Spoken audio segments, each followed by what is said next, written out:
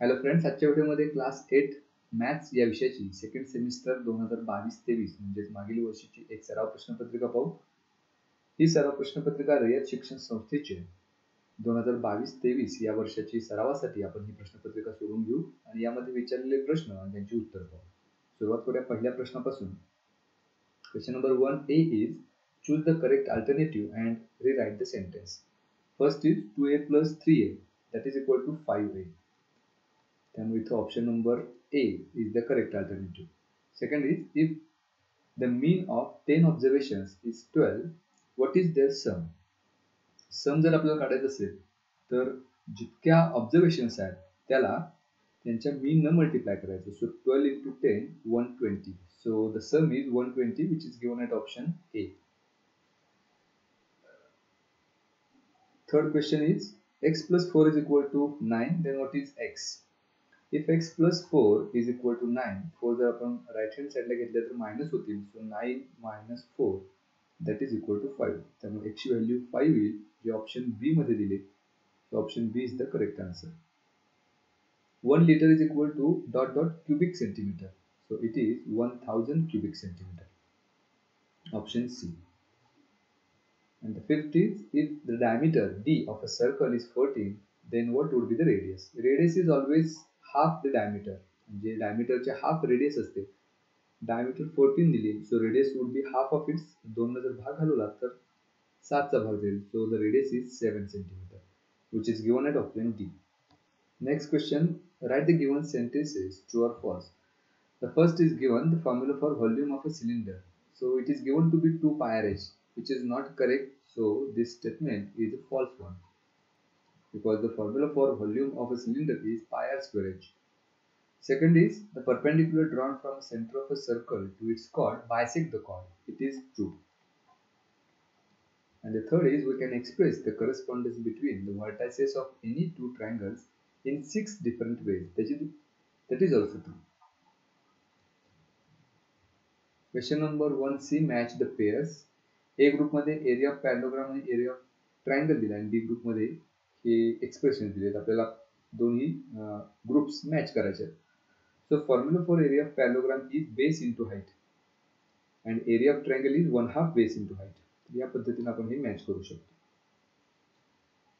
Question number 2, solve the following sub questions in 5. प्रत्येक sub question 2-2 मार्काला, त्यातला हा पहिला. Complete the following activity of division. We have to divide 21m² by 7m. मग इथं coefficient 7 आहे आणि इथं 21 आहे. 7 ला कितीने गुणलं तर 21 मिळेल तर 3, त्यामुळे 3 चा इथं भाग जाईल. आणि व्हेरिएबल आहे m आणि इथे m². m ला कितीने गुणलं तर m² मिळेल तर m, त्यामुळे इथं भाग लावताना 3m चा लावायचा. आता ह्या दोन्हीचा जर प्रोडक्ट घेतला 3m into 7m, 3 into 7 that's 21 and m into m m². So 21m² minus 21m² 0 मिळेल. आणि ह्या केसमध्ये हा जो आहे 3m तो कोशंट आहे आणि रिमाइंडर आहे 0, त्यामुळे या बॉक्समध्ये रिमाइंडर 0 येईल आणि कोशंट येईल 3m. Next question, solve the equation. We have to solve this one. So first of all we should write that 2m plus 7 is equal to 9. So 2m is equal to plus 7, if you take 2 to the right hand side it will become minus 7. So 2m is equal to 9 minus 7 that's 2.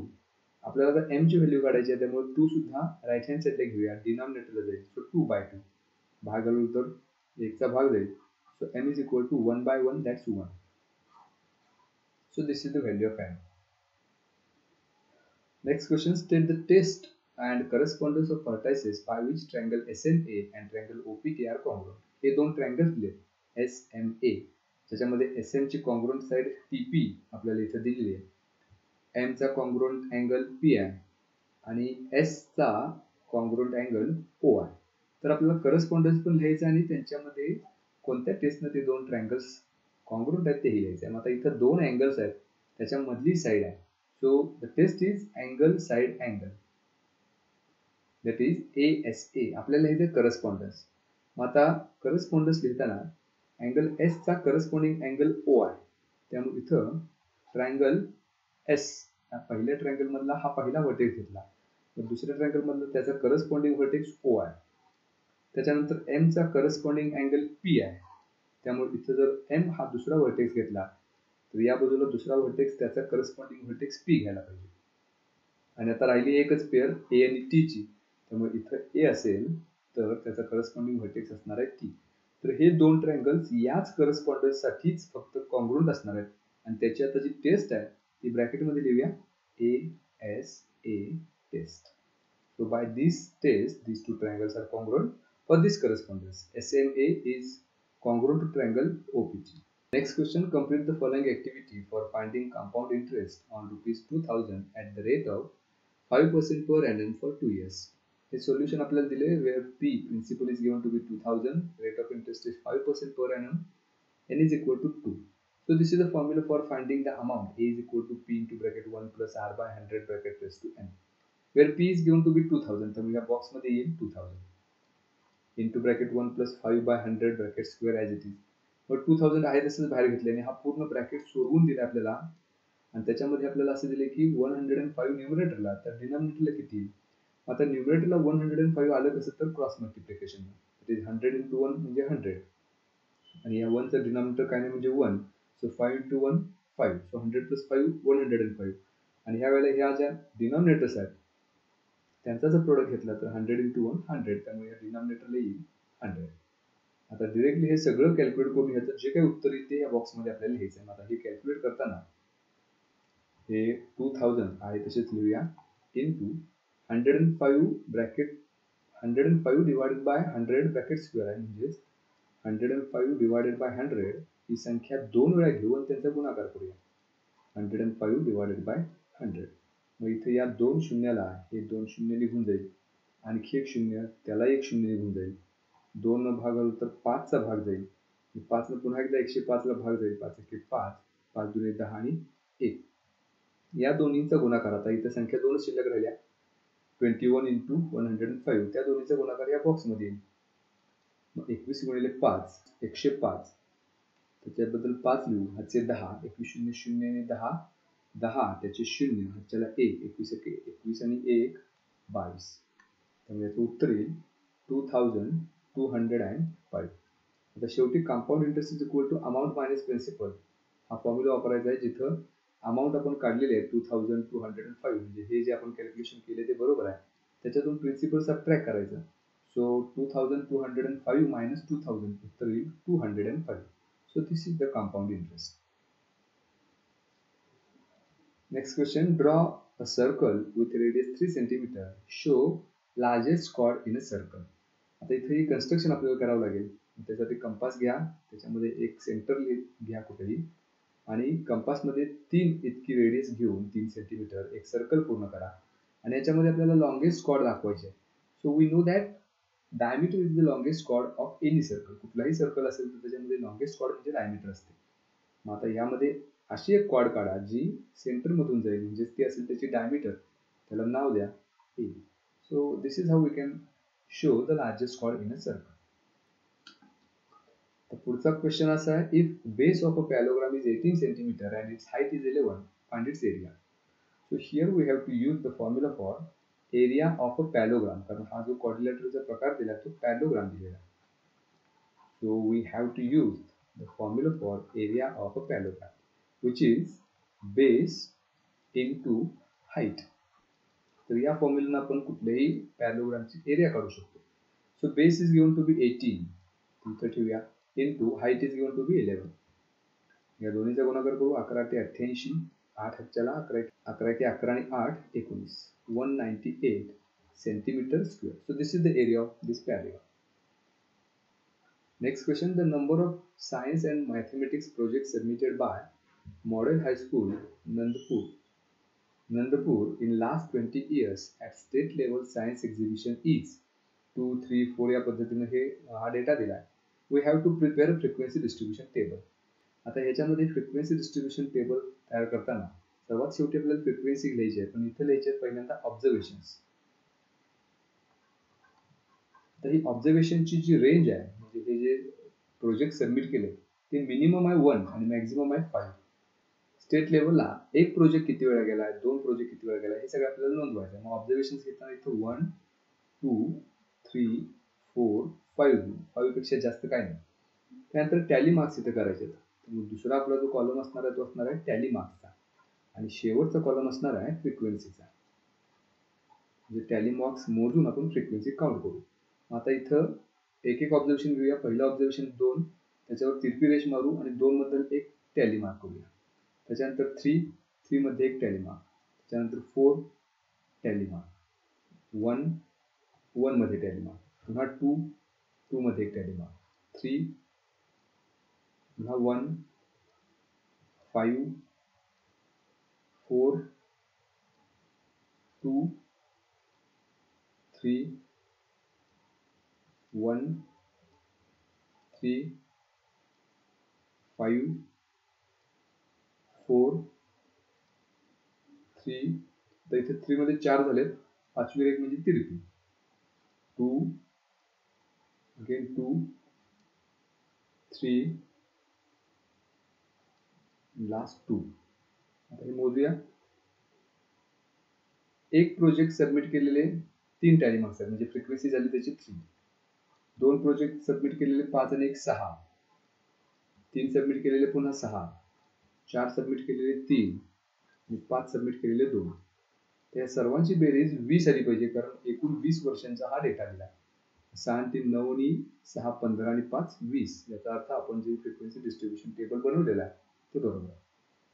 Next question, question number 3. Solve the following sub questions. Any 3. त्यातला प्रत्येक sub question 3 mark करायचा. First is divide and write the quotient and the remainder. इथं आपल्याला 2y³ plus 4y² plus 3 ला 2y² ने divide करायचा. So we have to divide by 2y². त्यामध्ये भागाकार चिन्हाच्या बाहेर ठेवू आणि ज्याला डिवाइड करायचं आहे ते एक्सप्रेशन आतमध्ये घेऊया. 2y³ plus 4y² plus 3. आता इथं पहिल्या या ज्या दोन टर्म्स आहेत त्यांचा आपण विचार करूया. इथं 2 कोएफिशियंट कॉमन आहे. y² ला कितीने मल्टिप्लाय केले तर y³ मिळतील, तर y न, त्यामुळे तो भाग लावायचा.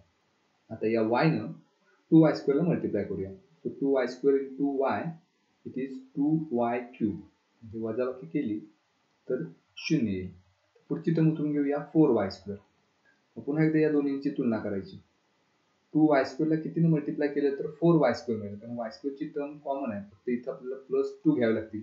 म्हणजे प्लस 2 ने याला मल्टिप्लाय केलं तर आपल्याला 4y² मिळतील. Because 2 into 2y² that is 4y². त्यामुळे इथं आता 4y² लिहूया आणि वजाबाकी करू 0 प्लस. तर शेवटची टर्म 3 राहिलेली आणि आता याला 2y² ला कितीही मल्टिप्लाय केलं तर आपल्याला 3 मिळत नाही. So this is the remainder. आणि ह्या वेळेला हा जो आलाय तो आपला क्वोशंट. मग सगळ्यात शेवटी रिमाइंडर आपण लिहू. It is remainder is equal to 0 plus 3 that's 3 and quotient that is equal to y plus 2. Next question, complete the following activity to calculate the mean. Number of samplings दिलेत, number of students, frequency दिलेली आहे आणि FIX म्हणजे या दोन्हीचा गुणाकार. 1 into 4 4 दिलेलाच आहे. 2 into 6 किती असेल तर 12. या बॉक्समध्ये 12 येईल. 3 into 12 36 दिलेलंच आहे. 4 into 8 32. या सर्वांची बेरीज आलेली 84. तर या n म्हणजे फ्रिक्वेन्सीची बेरीज करू. 12 आणि 8 20 आणि 10 30. त्यामुळे n इज 30. आता याचा मीन काढायचा आपल्याला. So formula is summation fi xi divided by n. Summation fi xi म्हणजे 84. मग इथे लिहूया 84. आता 84 ला जर 30 ने डिवाइड केलं तर उत्तर मिळेल तो असेल आपला मीन.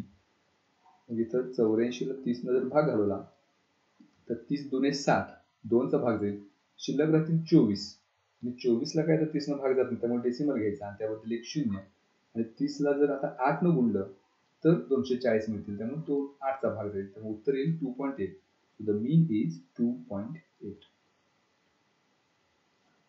Next question, in how many years ₹700 will amount to ₹847 at a compound interest rate of 10% per annum. म्हणजे इथे अमाऊंट दिले, प्रिन्सिपल पण दिले, आपल्याला विचारले किती वर्ष लागतील.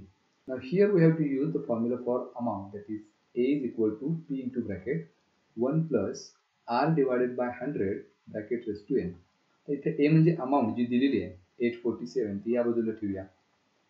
that is equal to P म्हणजे 700 into bracket 1 plus rate of interest is given to be 10 divided by 100 raised to n.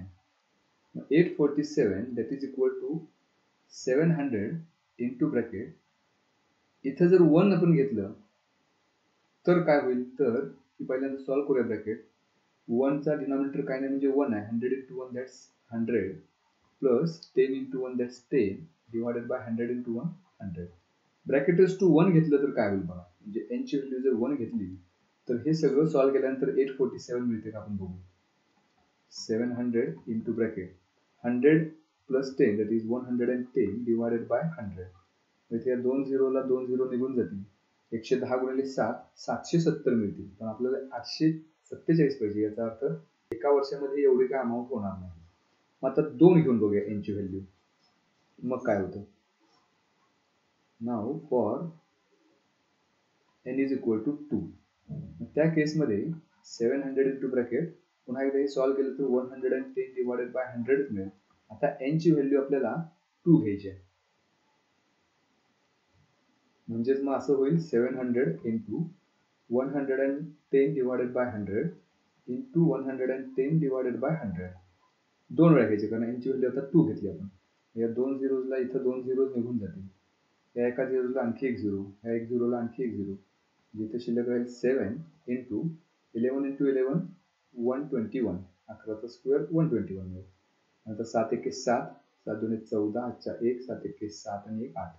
847 मिळेल. याचा अर्थ n ची व्हॅल्यू 2 घेतल्यानंतर आपल्याला ही अमाऊंट मिळते. So how many years?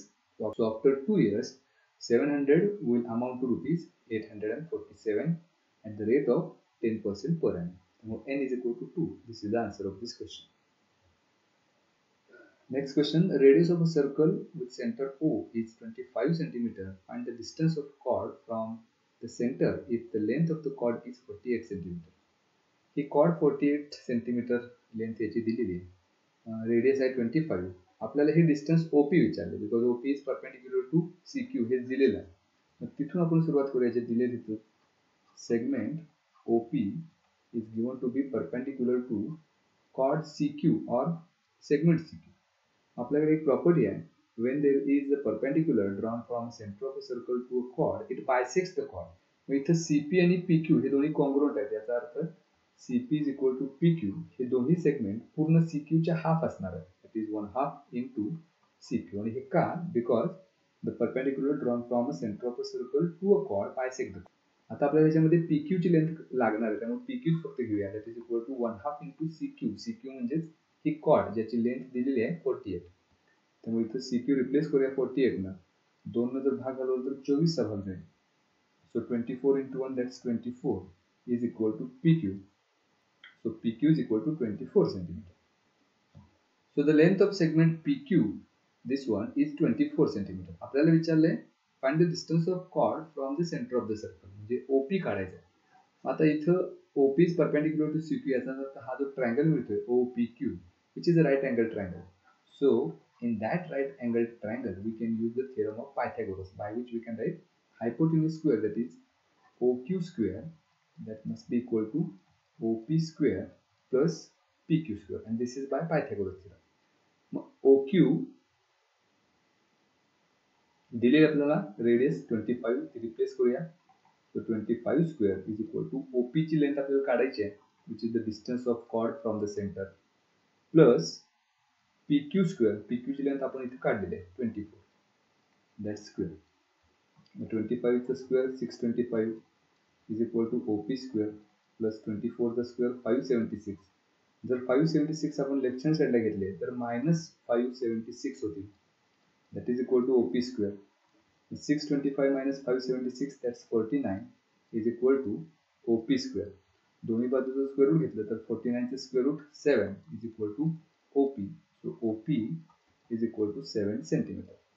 So this is the distance of chord CQ from the center of the circle.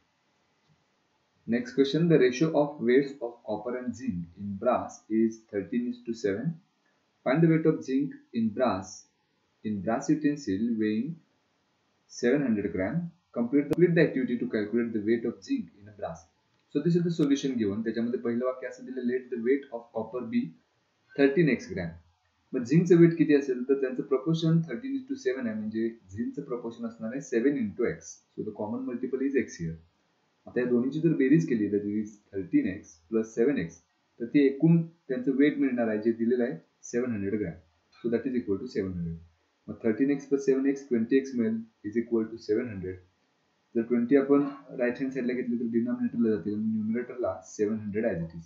या 0 ला 0 निघून जाईल. जर 2 न 70 ला भाग घालवला तर 35 चा भाग जाईल. So x is equal to 35. तर x ची किंमत मिळाली. आपल्याला विचारले the weight of zinc that is 7x. 7x म्हणजे काय तर 7 into x आणि x ची व्हॅल्यू 35 आहे. So 7 into 35. या दोन्हीचा गुणाकार करायचा. 7 × 35 = 3, 7 × 21 आणि 3 = 24. So 245 grams. Next question, question number 4. Solve the following sub questions. Any 3. त्यातला प्रत्येक सब क्वेश्चन आता 3-3 मार्कांना. त्यातला पहिला आहे divide and write the quotient and the remainder. So we have to divide 2m³ + m² + n + 9 by 2m - 1. तर आपल्याला या 2m - 1 ने डिवाइड करायचं आहे. त्यामुळे या भागाकार चिन्हाच्या बाहेर लिहूया 2m - 1 आणि चिन्हाच्या आतमध्ये लिहू 2m³ + m² + m + 9. आता इथे फर्स्ट टर्म 2m आणि इथे 2m³ आहे. 2m ला कितीने मल्टिप्लाय केलं तर 2m³ मिळेल, तर m² ना, त्यामुळे भाग m² चा लावायचा. Now m² into 2m that is 2m³. तर या m² ने -1 ला पण मल्टिप्लाय करावं लागेल. So -1 into m² that is -m². आता या दोन्हीची वजाबाकी करायची आहे. वजाबाकी करताना चिन्ह बदलायचे, म्हणजे +2m³ चे होतील मायनस आणि -m² चे होतील प्लस. मग +2m³ ला -2m³ निघून जाईल. m² + m² 2m² मिळेल. आणि पुढची एक टर्म m आहे तशीच उतरून घेऊ, कारण आपल्याला ज्यानं डिवाइड करायचं आहे ती बायनॉमियल आहे. त्यामुळं आणखी एक टर्म इथं उतरून घेऊया. आता इथं 2m आहे, 2m² आहे. भाग कितीचा लागेल तर 2 चा, कारण 2m ला 2 ने मल्टिप्लाय केलं तर 2m² मिळणार. मग आता ह्या 2 न ज्याचा भाग आपण लावलाय त्या 2 न 2m ला मल्टिप्लाय करूया. सो 2m into 2 2m² आणि या 2 न -1 ला मल्टिप्लाय केलं तर -2. सबट्रॅक्शन आपल्याला करायची आहे. मग 2m ला कितीने मल्टिप्लाय केलं तर 2m² मिळेल तर m न, त्यामुळे इथे भाग m चा लागेल. म्हणजे 2m into m 2m² मिळेल. ते आहे तसंच लिहूया. तर m न -1 ला मल्टिप्लाय केलं तर -1m म्हणजेच -m. मग हे सुद्धा वजा करायचे आहे. मग हे प्लसचे होतील मायनस, मायनसचे प्लस, प्लसला मायनस निघून जाईल. m + m 2m + 9. आता इथं 2m आहे आणि इथेही 2m आहे, म्हणजे भाग 1 लागेल. त्यामुळे इथं भाग 1 लावायचा. आता m 2m - 1 ला 1 ने जर मल्टिप्लाय केलं तर 2m मिळेल आणि ह्या 1 न -1 ला मल्टिप्लाय केलं तर -1. पुन्हा एकदा ही वजाबाकी करायची. हे प्लसचं होईल मायनस, मायनसचं होईल प्लस, प्लस 2m ला -2m निघून जाईल. 9 + 1 that's 10. So this is the remainder. आणि इथं यावेळेला जो मिळाला तो असणार आहे quotient. So quotient is equal to m² + m + 1 and remainder is 10. Next question, complete the activity to find the volume of the cylinder if the circumference of the cylinder is 132 cm and height is 25 cm. So this is given circumference of base of a cylinder. आता सिलेंडरचा जो base असतो तो circular असतो. सिलेंडरचा जो base आहे त्याचा सर्कम्फरन्स दिला आहे. सिलेंडरचा बेस असतो सर्क्युलर आणि सर्क्युलरचा सर्कम्फरन्स त्याचा फॉर्म्युला इथे वापरायचा आहे, which is 2πr. आणि हा जो सर्कम्फरन्स आहे तो 132 दिला आहे. त्यामुळे या बॉक्समध्ये सर्कम्फरन्सच्या खाली 132 घेऊ आणि राईट हँड साईडला व्हॅल्यूज 2 आहे तसंच. पायची व्हॅल्यू 22/7 घेतली आणि r म्हणजेच रेडियस ते काढायचे आपल्याला, त्यामुळे r तसंच घेऊ. तर r सोडून ह्या दोन टर्म्स ज्या आहेत त्या जर आपण लेफ्ट हँड साईडला घेतल्या तर त्याचे रेसिप्रोकल होतील, म्हणजे 132 आहे तसं राहील. 2 जर त्याबद्दल घेतलं तर डिनॉमिनेटरला जाईल आणि 22/7 त्याचा रेसिप्रोकल होईल 7/22. मग इथे जर भाग घालवला 22 × 22, 22 × 32 असेल. पुन्हा 2 न जर भाग घालवला तर 2 × 6 आणि 3 × 7 गुणाकार येईल 21. So this is the radius. आता आपल्याला काढायचं आहे volume. So formula for volume of cylinder is πr²h. पायची व्हॅल्यू 22/7 घेतलेली आहे.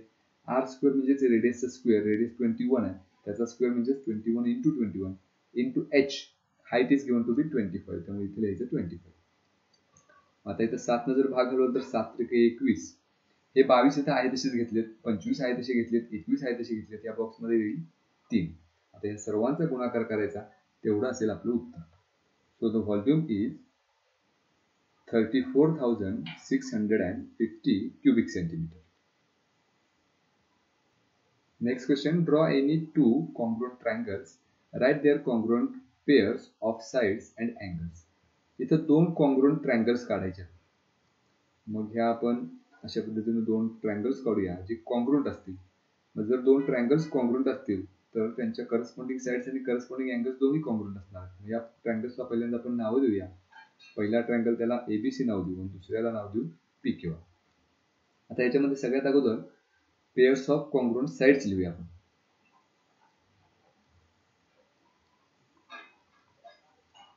आता हे दोन ट्रायंगल जे आहेत त्यांची कॉन्ग्रुएन्सी आपण अशी घेऊया, correspondence. Triangle ABC is congruent to triangle PQ. म्हणजे या करस्पॉन्डन्स साठीच आता आपण करस्पॉन्डिंग साइड्स आणि करस्पॉन्डिंग अँगल्स लिहिणार आहोत. मग ABC म्हणजेच पहिली साइड AB, त्याची करस्पॉन्डिंग साइड असेल PQ. त्यामुळे इथे आपल्याला असं लिहिता येईल, segment AB is congruent to segment PQ. ही पहिली करस्पॉन्डिंग साइड झाली. तर दुसरी करस्पॉन्डिंग साइड घेऊया BC, म्हणजे segment BC which is congruent to segment. इथं दुसरा आणि तिसरा वर्टेक्स QR आहे, त्यामुळे सेगमेंट QR. आणि पहिला आणि तिसरा वर्टेक्स AC म्हणजेच segment AC is congruent to segment PR. So these are the corresponding sides which are congruent. आता त्याच पद्धतीने congruent angles ही आपण लिहू शकतो. मग आता congruent angles तीन अक्षरी लिहूया. पहिला वर्टेक्स A आहे, म्हणजे angle A is congruent to angle P. दूसरा वर्टेक्स B आहे, so angle B is congruent to angle Q. तीसरा वर्टेक्स आहे C, so angle C is congruent to angle R. So these are the corresponding sides and corresponding angles which are congruent for these two congruent triangles. This is the next question. Length of diagonals of a rhombus are 15 cm and 24 cm. Find its area. So we have the formula for area of a rhombus. So area of a rhombus, we have the formula that is 1/2 into diagonals or length of the diagonals. याचे जे दोन diagonals आहेत त्यांचा गुणाकार करायचा आणि त्याची half घ्यायची. So 1/2 into one of its diagonals is 15 and the another is 24. इथे 2 न 24 ला भाग करू, 12 चा भाग जाईल. So 15 into 12, 180 centimeter square. So this is the area of this rhombus. Next question, a shepherd has 200 sheep with him. Find the number of sheep with him after 2 years if the increase in number of sheep is 10% every year. So here we have to use the formula for the amount, which is P into bracket 1 plus R divided by 100 bracket raised to n. त्यांना आपल्याला amount मिळणार आहे, म्हणजे 2 वर्षानंतर त्याच्याकडे किती शेळ्या असतील ते आपल्याला काढता येईल. आता P इज द प्रिन्सिपल, त्याच्याकडे ज्या काही शेळ्या आहेत त्याला आपण सुरुवातीला त्याच्याकडे ज्या काही शिप्स आहेत त्याला आपण P म्हणूया. सो P इज 200, इथे रिप्लेस करूया. Into bracket 1 plus rate of interest, म्हणजे ते किती रेट न वाढतात तर 10%. त्यामुळे R ची किंमत 10 घ्यायची डिवायडेड बाय 100 आणि किती वर्षानंतर विचारले तर 2, त्यामुळे n ची व्हॅल्यू घ्यायची 2. आता हे सोडवू. 200 इंटू ब्रॅकेट, इथं 1 चा छेद काय नाही म्हणजे 1च आहे. Now we have to cross multiply. 100 into 1, that's 100, plus 10 into 1, that's 10. So 100 plus 10, 110 divided by 100, that's square. So 200 into 110 divided by 100 चा स्क्वेअर आहे, म्हणजे 110 divided by 100 ही संख्या 2 वेळा घ्यायची आणि त्यांचा गुणाकार करायचा. मग या 2 झिरोजला इथले 2 झिरोज निघून जातील. या एका शून्याला हा शून्य, हा शून्याला शून्य निघून जाईल. सो 2 into 11 into 11, 121 होईल. तर 2 न जर 121 ला भाग, तर 2 आणि 121 चा जर गुणाकार केला तर उत्तर मिळेल 242. So that much ships will be there with him after 2 years. तर 2 वर्षानंतर त्याकडे एवढे शिप्स असतील. Next question, question number 5. Solve the following sub question. Any 3, प्रत्येक सब क्वेश्चन 4 मार्क आहे. त्यातला पहिला असा दिला आपल्याला, y divided by 7 plus y minus 4 divided by 3 is equal to 2. हे जर सोडवायचं असेल तर पहिल्यांदा हे डिनॉमिनेटर आपल्याला घालावं लागतील आणि त्याच्यासाठी क्रॉस मल्टिप्लाय करावं लागेल. So 3 into y, that is 3y, plus 7 into y minus 4 या दोन्हीचा गुणाकार करायचा divided by 7 into 3 21 in the denominator that is equal to 2. 21 आपण राईट हँड साईडला घेऊया 21 into 2 होतील आणि लेफ्ट हँड साईडला 3y प्लस तर ह्या 7 न कंसाच्या आत गुणूया 7 into y 7y minus 7 into 4 28. तर 3y plus 7y 10y मिळेल minus 28 is equal to 21 into 2 that's 42. That is 10y is equal to 42 minus 28 जर right hand side ला घेतले तर plus 28 होतील. That is 10y is equal to 42 plus 28 that's 70. y ची value काढायला 10 आपण right hand side ला घेऊया डिनॉमिनेटरला जातील 0 ला 0 निघून जाईल. So y is equal to 7 by 1. 7 by 1 म्हणजेच काय तर 7. So this is the value of y and that is the solution of this equation. त्यामध्ये जे व्हेरिएबल आहे त्याची व्हॅल्यू काढणं म्हणजेच त्या इक्वेशनचं सोल्युशन काढणं. त्यामुळे हे इक्वेशन सॉल्व्ह करायचं म्हणजेच त्यामध्ये जे व्हेरिएबल आहे त्याची व्हॅल्यू काढायची. So y is equal to 7.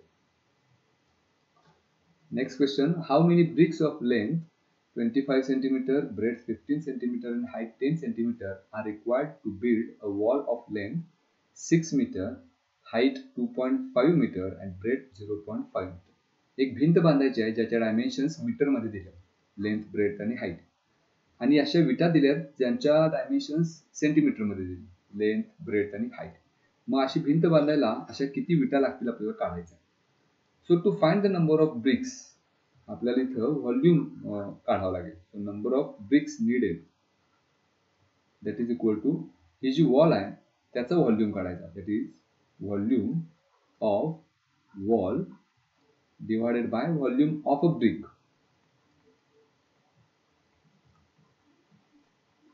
एका विटेची जो व्हॉल्यूम आहे त्याला आपण डिवाइड करूया म्हणजे किती विटा लागतील ते काढते. तर व्हॉल्यूम ऑफ ब्रिक म्हणजेच काय हे ब्रिक असो किंवा भिंत असो ते क्युबॉइड शेप आहे त्यामुळे क्युबॉइडचा जो फॉर्म्युला आहे व्हॉल्यूमचा तो वापरायचा that is L into P into H. मग इथं वॉलसाठी डायमेन्शन्स काय तर लेंथ 6 मीटर आहे पण ब्रिक्स जे आहेत विटा जे आहेत त्यांच्या डायमेन्शन सेंटीमीटर मध्ये दिले त्यामुळे वॉलची जी डायमेन्शन्स आहेत ते पण सेंटीमीटर मध्ये कन्वर्ट करू म्हणजे 6 मीटर म्हणजे किती सेंटीमीटर तर 600 कारण 1 मीटर बरोबर 100 6 मीटर बरोबर 600 इंटू ब्रेथ इज 2.5 मीटर मग 2.5 मीटर म्हणजे किती सेंटीमीटर तर 250 सेंटीमीटर इंटू हाईट दिलेले 2.5 आणि ब्रेथ आहे 0.5 मीटर 0.5 मीटर म्हणजे 50 सेंटीमीटर डिवाइडेड बाय याला आता ब्रिक्सच्या ज्या डायमेन्शन्स आहेत लेंथ ब्रेथ हाईट यांना डिवाइड करूया त्या सेंटीमीटर मध्ये जात लेंथ दिली 25 इंटू ब्रेथ आहे 15 इंटू हाईट आहे 10. मग इथं आपण डायरेक्टली भाग घालू 25 एके 25 इथं 10 चा भाग जाईल त्यानंतर या 0 ला 0 निघून जाईल त्यानंतर 15 एके 15 15 चूक 60 आणि 1 0 त्यामुळे आता अंशामध्ये सगळ्यात शिल्लक राहतील संख्या 40 गुणिले 10 400 आणि 400 गुणिले 5 2000 त्यामुळे अशा विटा लागतील 2000. Next question some measures are given in the adjacent figure find the area of quadrilateral ABCD. हा क्वाड्रिलॅटरल आहे ABCD. पहिला त्रिकोण आहे ABD दुसरा हा त्रिकोण आपल्याला DBC मिळतो. तर या दोन त्रिकोणांचा एरिया जर काढला तर तो म्हणजे चौकोन आहे. मग to find the area of quadrilateral ABCD we have two triangles that is area of triangle ADB किंवा राईट अँगल मध्ये घ्यायचं असेल तर आपण त्याला असं नाव देऊया BAD plus area of triangle BDC.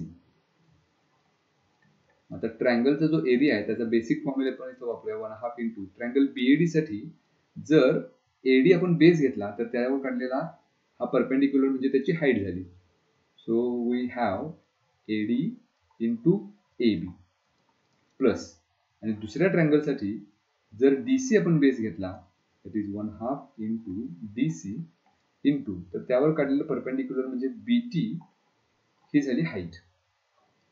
आता याच्यात किमती ठेवूया 1/2 इंटू बेस AD 9 आहे आणि AB 40 प्लस 1/2 इंटू DC 60 आहे इंटू BT आहे 13 मग इथे 2 न भागवू 20 चा भाग जाईल, पुन्हा 2 न 60 ला भागवू 30 चा भाग जाईल.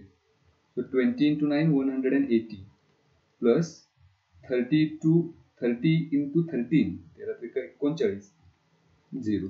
या दोन्हीची करायची बेरीज 0 आणि 0 0 8 आणि 9 17 चा 1 3 आणि 2 5 सेंटीमीटर स्क्वेअर और मीटर स्क्वेअर, कारण लेंथ आपल्याला मीटर मध्ये दिली त्यामुळे एरिया मीटर स्क्वेअर असणार. So this is the area of the quadrilateral. आणि पुढचा क्वेश्चन आहे जो सब डिवायडेड बार ग्राफ वर आधारित आहे. अशा पद्धतीने आपल्याला इयत्ता दिल्यात 5वी 6वी 7वी 8वी बॉयज अँड गर्ल्स, त्याचा सब डिवायडेड बार ग्राफ काढायचा आहे, जो आलेख पेपरचा उपयोग करून तुम्ही काढू शकता.